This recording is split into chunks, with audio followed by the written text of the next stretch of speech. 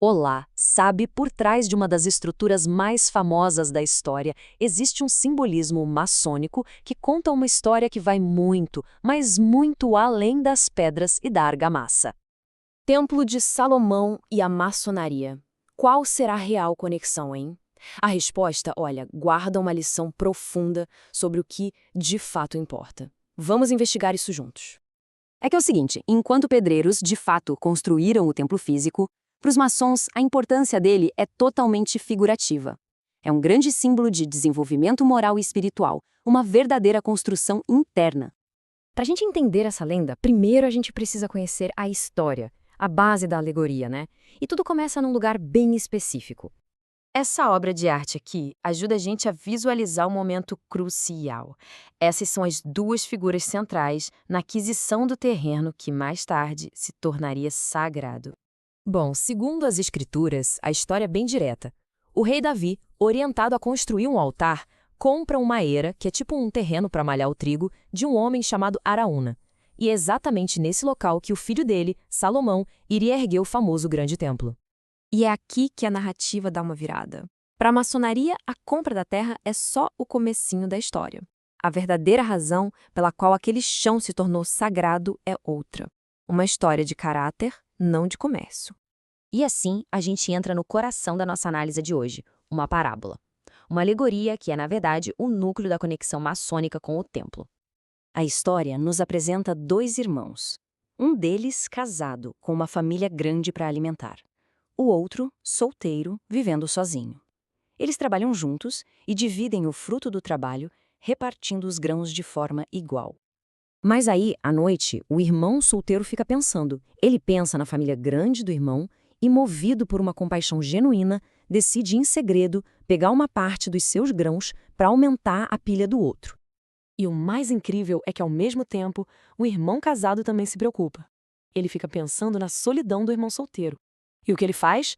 Se levanta e, também em segredo, leva grãos da sua pilha para a do irmão. Essas trocas secretas continuaram por um tempo. Os dois irmãos, claro, ficavam confusos, sem entender por que suas pilhas de grãos nunca diminuíam, até que, numa certa noite, os caminhos deles se cruzam, bem no meio do campo, cada um com um saco de grãos nas costas. O segredo finalmente é revelado. Naquele exato momento, a história conta que Deus testemunhou aquela cena e declarou que aquele local, santificado por um ato de puro amor fraterno, era o lugar onde o templo deveria ser erguido. Então, o ponto central é exatamente este. Para a maçonaria, o alicerce do templo não foi a terra comprada, mas sim o amor abnegado daqueles dois irmãos. A fundação é moral e não material.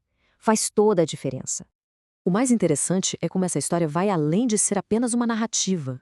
Vamos ver agora como essas alegorias se transformam em verdadeiras ferramentas de ensino. Elas não são contadas só por contar, para entreter. O objetivo é que sejam estudadas, discutidas, internalizadas. Elas funcionam como um catalisador para a reflexão pessoal. E não é de qualquer jeito, não. Existe um método para isso. O processo é bem estruturado para garantir que o ensinamento seja bem absorvido. Começa com uma leitura individual em casa e vai evoluindo até culminar numa rica discussão em grupo. E para guiar essa discussão, se usa uma estrutura bem simples, mas poderosa, inspirada em Rudyard Kipling. Fazer essas 6 perguntas essenciais. O que? Por quê? Quando? Garante que todos os aspectos da alegoria sejam explorados a fundo. Nada fica de fora. Agora a gente chega na aplicação final. Como é que uma lenda antiga sobre um templo físico se traduz numa lição prática para a vida de hoje em dia? A grande lição é que cada pessoa é, na verdade, o arquiteta do seu próprio templo interior, ou seja, do seu caráter. A história dos dois irmãos oferece o projeto, a planta baixa mostrando que os alicerces de uma vida honrada são a caridade, o amor e o cuidado com o próximo. E essa citação resume tudo perfeitamente.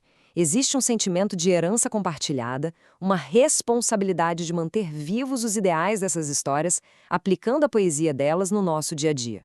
E assim, a gente termina com essa reflexão. A lenda maçônica transforma um local histórico em um símbolo universal de amor.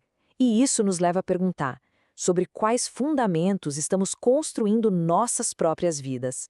O que é que sustenta o templo do nosso caráter? A resposta talvez esteja em atos silenciosos de generosidade, bem como os dos dois irmãos.